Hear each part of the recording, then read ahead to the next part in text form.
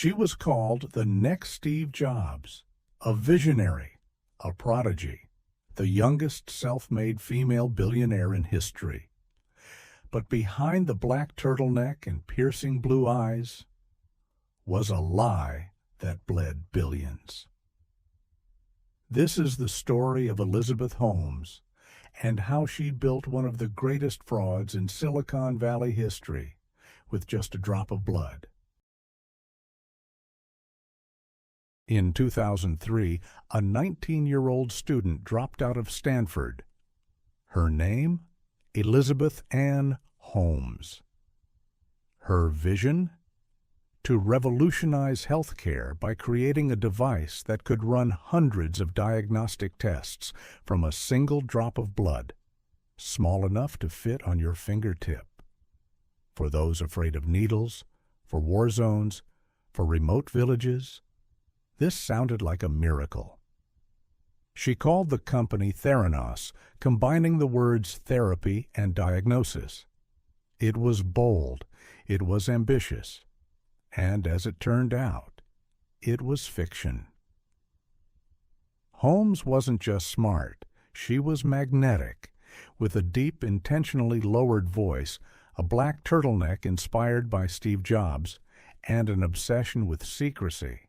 She crafted a persona that made investors and media swoon.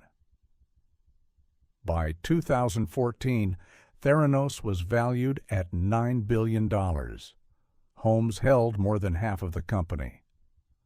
On paper, she was worth $4.5 billion. In reality, her tech didn't even work. The device was called Edison, a sleek, compact machine that promised to deliver fast, affordable blood test results from just a finger prick. But inside the sleek box was nothing revolutionary. In fact, most of the time, it didn't work at all. Theranos often relied on traditional lab equipment behind the scenes, while pretending it was their own technology. Patients received inaccurate results. Some were falsely diagnosed with serious conditions. Lives were put at risk. Yet Holmes continued the charade. She invited high-profile guests to carefully staged demos. Only pre-processed samples were used to avoid technical failure. It was smoke and mirrors with a multi-billion-dollar price tag. How did no one catch on? Theranos assembled one of the most powerful and prestigious boards in corporate history. Henry Kissinger, George Shultz, General James Mattis, Rupert Murdoch. But here's the twist. Not a single one of them had expertise in medical diagnostics. They were political icons, not scientists. But their names gave Holmes credibility. Investors felt safe.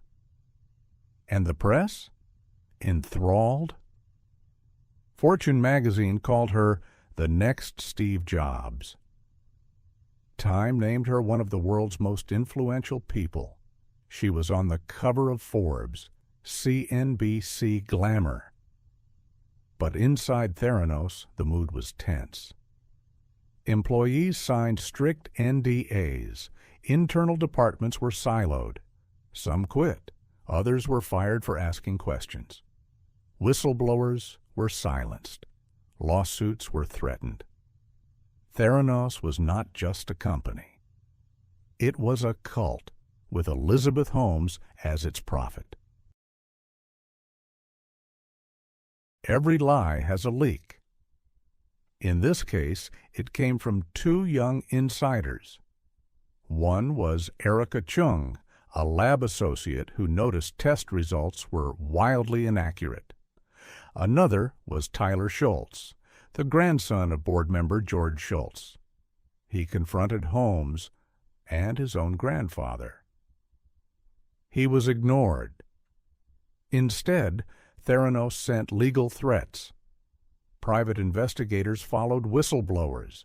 Even their families were targeted, but they didn't give up. They reached out to investigative journalist John Carreyrou at the Wall Street Journal. Months of research, secret meetings, encrypted messages, and finally, in 2015, the truth came out. Carreyrou's article exposed what Holmes had tried to bury for years. The backlash was swift. Regulators investigated. Walgreens, a major Theranos partner, dropped out. The Centers for Medicare and Medicaid Services revoked their lab license. Holmes was banned from owning a medical lab for 2 years. But worse was coming. In 2018, Holmes and former Theranos COO Sunny Balwani were indicted on multiple counts of wire fraud and conspiracy. Prosecutors alleged that they defrauded investors, doctors, and patients. In 2022, after a high-profile trial, Elizabeth Holmes was found guilty on 4 counts of fraud. She was sentenced to 11 years and 3 months in federal prison. Sunny Balwani received nearly 13 years.